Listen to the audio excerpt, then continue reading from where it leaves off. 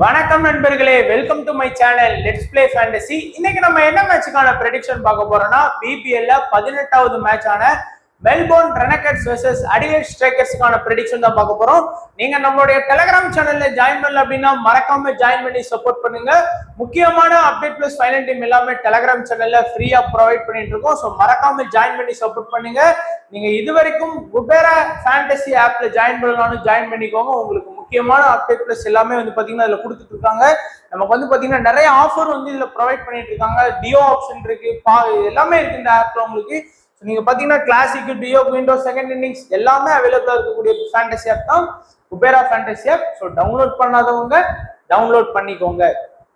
இன்னைக்கு வந்து பாத்தீங்கன்னா இந்த மேட்சுக்கான ரிப்போர்ட் பார்த்தோம் அப்படின்னா டாக்லாண்ட் ஸ்டேடியம் மெல்போர்ன்ல தான் நடக்கு. ரெனகட்ஸுக்கான ஒரு ஹோம் பிச். இது வந்து இந்த கிரவுண்டை பொறுத்த வரைக்கும் பாத்தீங்கன்னா பேட்ஸ்மேனுக்கு வந்து நல்லா சப்போர்ட் பண்ணும். அதே மாதிரி பாத்தீங்கன்னா பவுலர்ஸுக்கு வந்து இனிஷியல்ல நல்ல ஒரு சப்போர்ட்டிங் கிடைக்கும். அதே மாதிரி வந்து பார்த்தோம்னா இந்த கிரவுண்ட்ல வந்து ஸ்பின்னர்ஸ் ஆல்சோ வந்து பாத்தீங்கன்னா கொஞ்சம் டேன் வந்து எடுக்கலாம் அப்படின்னு தான் போட்டிருக்காங்க. அதே மாதிரி இந்த கிரவுண்ட்ல வந்து ஒரு ஆவரேஜான ஸ்கோர் பார்த்தோம்னா 160 இருந்து 180 வரைக்கும் ஒரு ஆவரேஜான ஸ்கோருக்குள்ள அடிக்கலாம். அண்ட் ரீசெண்டா பார்த்தோம் அப்படின்னா இந்த பிச்சில் வந்து ஒரே ஒரு மேட்ச் மட்டும் நடந்தது. ரெனகட்ஸுக்கும் பிரிஸ்பரின் ஹீட்டுக்கும் இந்த ஒரே ஒரு மேட்ச் நடந்தது. ஒரு ஸ்கோர் வந்து பாத்தீங்கன்னா ஒரு 160 பிளஸ் வந்து ஸ்கோர் பண்ணியிருக்காங்க. ஃபாஸ்ட் வந்து 6 விக்கெட், ஸ்பின்னர் வந்து 4 விக்கெட். ஸோ டோட்டலா நமக்கு வந்து 10 விக்கெட் வந்து பவுலர்ஸ் எடுத்திருக்காங்க. அண்ட் செகண்ட் பேட்டிங் பண்ண பிரிஸ்பரின் ஹீட் வந்து 6 விக்கெட் வித்தியாசத்துல ஈஸியா இந்த மேட்ச் வந்து வின் பண்ணிட்டாங்க. ஸோ அதே தான் நம்ம ரெக்கார்ட் வைஸாவும் இதுல கொடுத்துருக்கோம். ஒரு மேட்ச் பேட்டிங் செகண்ட் பண்ண டீம் வின் பண்ணியிருக்காங்க. 150 to 169 2 இன்னிங்ஸ் ஆடிருக்காங்க. ஹை ஸ்கோர், லோ ஸ்கோர், ஒரு ஆவரேஜான ஸ்கோர் வந்து சொல்லியிருக்கோம். இப்போ வந்து நம்ம ப்ரெடிக்ஷன் பார்க்கலாம். ஃபர்ஸ்ட் வந்து பார்த்தோம் அப்படின்னா மெல்போர்ன் ரெனகட்ஸ் இன்னிங்ஸ் ஓபன் பண்ணக்கூடியது டிகாக், ஜாக்லார் ரெண்டு பேரும் இன்னிங்ஸ் ஓபன் பண்றாங்க. ரெண்டு பேருமே அதிரடி ஆடக்கூடிய பிளேயர்ஸ். வந்தா வருது, போனா போது, ஃப்ரம் ஃபர்ஸ்ட் பால்ல இருந்து ஆடுவாங்க. அதனால ஏதாச்சும் ஒரு மேட்ச் அவங்களுக்கு கிளிக் ஆகலாம், ஒரு மேட்ச் வந்து அதுக்கு அப்படியே ஆப்போசிட்டா ஒரு கம்மியான ரன்ல ரெண்டு பேருமே அவுட் ஆகி போறதுக்கும் வாய்ப்பு இருக்கு. பட் லாஸ்ட் 2 மேட்சா ஜாக்லாருக்கு வந்து ஒரு 30 பிளஸ் ரன் வந்து ஸ்கோர் பண்ணாரு. முதல் 2 மேட்ச் வந்து சிங்கிள் டிஜிட்ல ஸ்கோர் பண்ண ஜாக்லார் லாஸ்ட் 2 மேட்சா நல்லாவே பெர்ஃபார்ம் பண்ணாரு.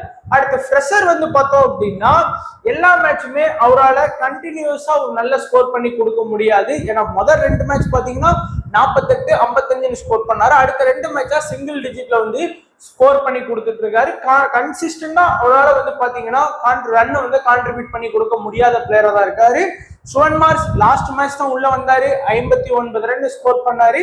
இருந்தாலும் நிறைய பேர் இம்பார்ட்டன்ஸ் கொடுக்குறவங்க கொடுப்பாங்க. பட் உங்களுடைய விருப்பம். ரொம்ப எக்ஸ்பீரியன்ஸ் இருக்கு. பட் வந்து பாத்தீங்கன்னா ஃபார்ம்ல தான் லாஸ்ட் மேட்ச் ஆனாரு. இந்த மேட்ச் வந்து அடிலேட்டுக்கு அகைன்ஸ்ட் ஆடுறதுங்கிறது கொஞ்சம் கஷ்டம் தான். அடுத்து மேண்டின்சனை பொறுத்த வரைக்கும் அவுட் ஆஃப் ஃபார்ம்ல தான் இந்த பிபிஎல் சீசன் இருக்கிறாரு. ஒரு மேட்ச் கூட பாத்தீங்க அப்படின்னா 20 பிளஸ் ரன்னை கூட இது வரைக்கும் அவர் வந்து ஸ்கோர் பண்ணவே இல்லை. அடுத்து ஜோனத்தான் வெல்ஸ் வந்து பார்த்தோம்னா பேட்டிங் சான்ஸ் கிடைச்ச அன்னைக்கு ஓரளவுக்கு அவரால் ப்ரூவ் பண்ண முடியும். ஒரு 30 பிளஸ், அதே மாதிரி 40 பிளஸ். அதுவும் பேட்டிங் சான்ஸ் கிடைக்கும் போது பாத்தீங்கன்னா கொஞ்சம் ஃப்ரெஷர் இல்லாம இருக்கணும். சில அன்னைக்கு பாத்தீங்கன்னா அவருக்குலாம் பேட்டிங் சான்ஸ் கிடைக்கிற அன்னைக்கு பயங்கரமான ஃப்ரெஷர் அவர் மேல வந்து விழும். அப்படி விழுந்ததுன்னா ஸ்கோர் பெருசா பண்ண மாட்டாரு, சிங்கிள் டிஜிட் தான். கொஞ்சம் ஃப்ரெஷர் இல்லாம ஃப்ரீயா ஆடுற மாதிரி இருந்தா, ஃபர்ஸ்ட் பேட்டிங்ல அந்த மாதிரி ஆடுற மாதிரி இருந்தா அவரால் வந்து நல்லா ஸ்கோர் பண்ணி கொடுக்க முடியும். அண்ட் சுதர்லாந்தும் பாத்தீங்கன்னா எல்லா மேட்சுமே கண்டினியூவா அவரால் வந்து பாத்தீங்கன்னா பாயிண்ட்ஸ் வந்து கான்ட்ரிபியூட் பண்ண முடியாது. சில மேட்ச் வந்து அப்படியே இதுக்கு ஆப்போசிட்டா பயங்கரமா பாயிண்ட் எடுத்து கொடுப்பாரு. 51 ரன் பிளஸ் 2 விக்கெட்னால எவ்வளவு பாயிண்ட் உங்களுக்கு தெரியும்.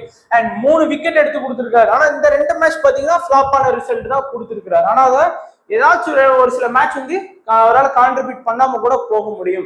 அடுத்து ரிச்சர்ட்சன் வந்து பாத்தீங்கன்னா விக்கெட் டேக்கிங் பவுலர். மினிமம் ஒரு விக்கெட் வந்து அவர்கிட்ட வந்து கேரண்டியா வரும். பிளஸ் 4 ஓவர் கம்ப்ளீட்டா பவுலிங் பண்ணவும் செய்வாரு. டெத்லயும் வந்து பவுல் பண்றாரு ரெனகட்ஸுக்கு.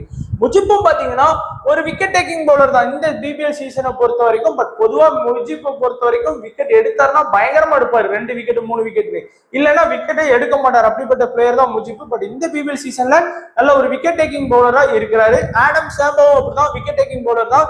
மினிமம் ஒரு விக்கெட்னாலும் எல்லா மேட்ச்லயும் எடுத்து கொடுத்துருவாரு. ஆனா ரோஜர் வந்து பாத்தீங்கன்னா விக்கெட் டேக்கிங் பவுலர் கிடையாது. எடுத்த அன்னைக்கு பயங்கரமா விக்கெட் எடுப்பாரு. லாஸ்ட் 2 மேட்ச் பாத்தீங்கன்னா 5 விக்கெட். முதல் 2 மேட்ச் பாத்தீங்கன்னா விக்கெட்டே எடுக்கல. அதுதான் ரோஜர்ஸ் வந்து நல்ல பவுலர்ஸ். நல்லா ஸ்டார்டிங்ல அட்டாக் பண்றாரு, அந்த இனிஷியல் ஸ்டேஜ்ல நல்லா சப்போர்ட் இருக்கும்போது அவருக்கு விக்கெட் கிடைக்கிறதுக்கான வாய்ப்பு வந்து அதிகமா இருக்கு. இப்போ 7 இம்பார்ட்டன்ஸ் பிளேயர் பார்த்தோம் அப்படின்னா என்ன பொறுத்த வரைக்கும் டீகாக்கு நல்லா இம்பார்ட்டன்ஸ் கொடுங்க, ஜாக்லாருக்கு, ஃப்ரெஷருக்கு, அடுத்து வந்து சுதர்லாண்டு, ரிச்சர்ட்சன், சாம்பா, ரோஜர், இந்த 7 பிளேயர்ஸுமே ரெனக்கட்ஸ்ல வந்து நல்ல இம்பார்ட்டன்டா நாளைக்கு மேட்ச்ல பெர்ஃபார்ம் பண்றதுக்கான வாய்ப்பு இருக்கும்.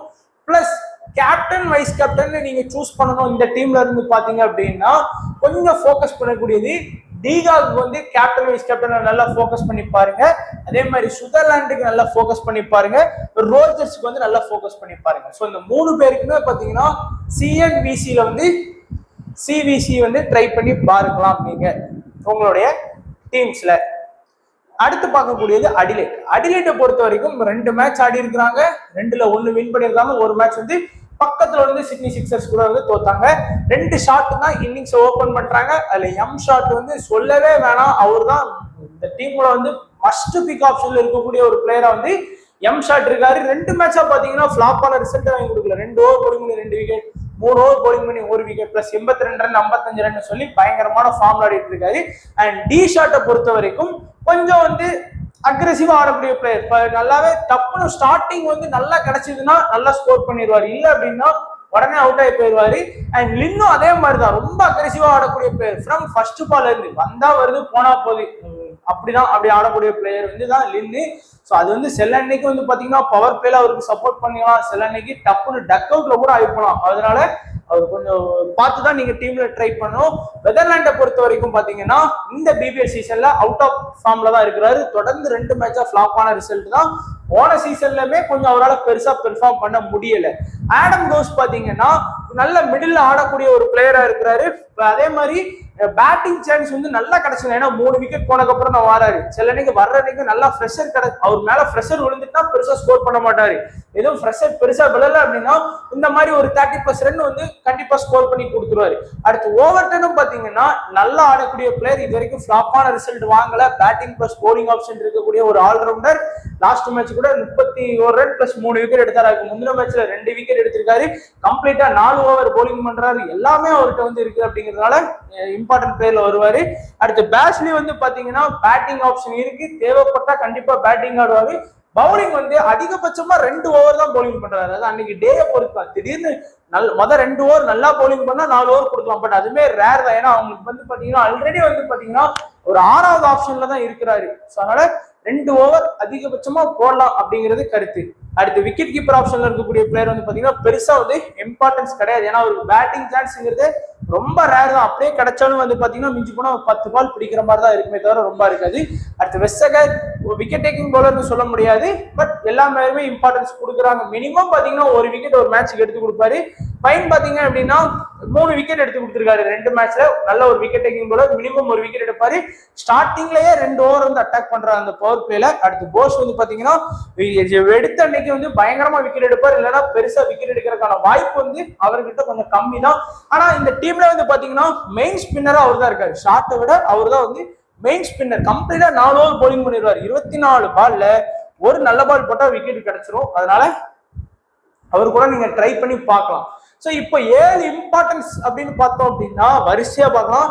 ஷார்ட் வந்து பாத்தீங்கன்னா முதல் இம்பார்ட்டன்ட், 2வது வந்து பாத்தீங்கன்னா ஷார்ட், 3வது வந்து பாத்தீங்கன்னா லின்னு, 4வது வந்து பாத்தீங்கன்னா ஓவர்டன், 5வது வந்து பாத்தீங்கன்னா பேஸ்லி, 6வது வந்து பாத்தீங்கன்னா 7வது வந்து பாத்தீங்கன்னா போஷ். ஸோ இந்த 7 பேருக்குமே நல்ல இம்பார்ட்டன்ஸ் கொடுங்க. கேப்டன் வைஸ் கேப்டன்ல 3 பிளேயர் இருக்காங்க. ஒன்னு வந்து பாத்தீங்கன்னா ஷார்ட், மோஸ்டா எல்லாருமே கேப்டன் வைஸ் கேப்டன் வந்து இன்னைக்கு அவர் தான் போடுவாங்க. வைஸ் கேப்டன் வந்து ஓவர்டனுக்கும் நீங்க ட்ரை பண்ணி பார்க்கலாம், நல்ல ஒரு பிளேயர். அண்ட் கொஞ்சம் ரிஸ்கா போறவங்க லின்னை வந்து வைஸ் கேப்டனா ட்ரை பண்ணிக்கோங்க. ஸோ அடுத்து பார்க்க போறது ஸ்மால் லீக் டீம்ல நம்ம வந்து ஒரே ஒரு சேஞ்ச் வேணா பண்ணிக்கலாம். சேஃபா போட்டிருக்கோம், டீகாக்கு, ஜாக்லார்க்கு, சுதர்லாண்டு, ரோஜரு, ரிச்சர்ட்சன். இந்த இடத்துல வந்து பாத்தீங்கன்னா கிறிஸ்லினை வந்து நீங்க தாராளமா ட்ரை பண்ணிக்கலாம். ஸோ அது மட்டும்தான் உங்களுக்கு இருக்கக்கூடிய ஆப்ஷன். மற்றபடி சேஃபா தான் நம்ம வந்து டீம்ஸ் வந்து மூவ் பண்ணியிருக்கோம். மோஸ்டா எல்லாருமே மூவ் பண்ற மாதிரி தான் பண்ணிருக்கோம். இந்த இடத்துல யாரும் ஃப்ரெஷர் எடுக்க மாட்டாங்க, எல்லாருமே கிறிஸ்லின் எடுப்பாங்க. பட் ஃப்ரெஷர் வந்து முதல் 2 மேட்ச் வந்து நல்லாவே பெர்ஃபார்ம் பண்ணியிருக்காரு. லின் வந்து லாஸ்ட் மேட்ச் வந்து நல்லா பெர்ஃபார்ம் பண்ணியிருக்காரு. கேப்டன் வைஸ் கேப்டனை பொறுத்த வரைக்கும் எல்லாருமே கேப்டனா போடக்கூடியது ஷார்ட். வைஸ் கேப்டனா பாத்தீங்கன்னா ஓவர்டனே ட்ரை பண்றவங்க இருக்கிறாங்க, சுதர்லாண்டே வைஸ் கேப்டனா ட்ரை பண்றவங்க இருக்கிறாங்க. இந்த 3 பேரும் தான் உங்களுக்கு வந்து சேஃபா போடக்கூடியவங்க எல்லாருமே ட்ரை பண்ணுவாங்க. இதே தான் நீங்க ரிஸ்கா போடணும்னு நினைச்சீங்கன்னா டிகாக வச்சு போகலாம், ஜோ கிளார்க்க வச்சு போகலாம், போய்ஸை வச்சு நீங்க வந்து தாராளமா கேப்டன் வைஸ் கேப்டன் ஆப்ஷன்ல போகலாம். அது மட்டும் இல்லாம நம்ம ப்ரிவியூல ஒரு 3 கேப்டன் வைஸ் கேப்டன் பிளேயர் சொன்னோம். ஸோ அந்த 6 பேரையுமே உங்களோட டீம்ஸ்ல வந்து கண்டிப்பா ட்ரை பண்ண முயற்சி எடுங்க. ஸோ ஓனா டீம் போடுங்க, இன்னும் நல்லா பெட்டராகவே வின் பண்ணலாம். ஸோ வீடியோ பார்த்த எல்லா நண்பர்களுக்கு நன்றி, வணக்கம். தேங்க்ஸ் ஃபார் வாட்சிங் நண்பா.